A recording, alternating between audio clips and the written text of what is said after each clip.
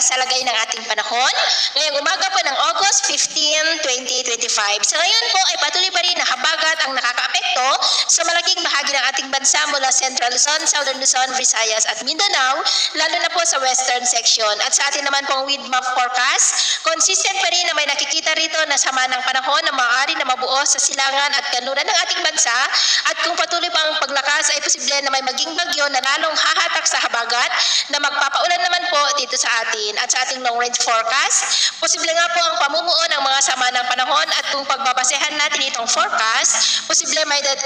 po na may 2 hanggang 3 bagyo pa na papasok sa Philippine Area of Responsibility bago po matapos ang buwan na ito, at ang development ng mayan ang ating babantayan kung may matutuloy po o hindi, at ang susunod na bagyo ay tatawagin po na Huaning, at kung may mabuo pa ay tatawagin po na Isang. At sa lagay ng ating panahon ngayong madaling araw ay may mga isolated rains sa coastal areas ng Central Luzon, Metro Manila, Calabarzon, Catanduanes, Legazpi, Sorsogon, Mimaropa, Panay Island, Negros, Cebu, Bohol, Leyte, Northern Samar, Sulu Archipelago, Zamboanga Peninsula at Surigao del Norte.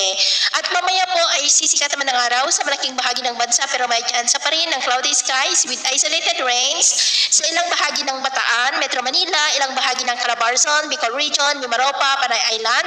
Negros, Bohol, Leyte, ilang bahagi ng Samar, Sulu Archipelago at Zamboanga Peninsula. At mamayang hapon, mas maraming lugar ulit ang makakaranas ng mas maulap na kalangitan with isolated rains, kaya mag-ingat pa rin po tayo dahil posible pa rin ang mga banta ng mapagbaha at pagguho ng lupa. At sa atin naman pong mga baybayin, dahil sa habagat ay maalon po sa southern seaboard ng Southern Palawan na ang mga alon ay posible po na aabot hanggang sa 1.8 to 2.2 meters high, kaya hanggat maaari po ay iwasan na muna natin ang papalaot dyan sa mga may kulay pula para mas makaiwas sa mga sakunang pangkaragatan.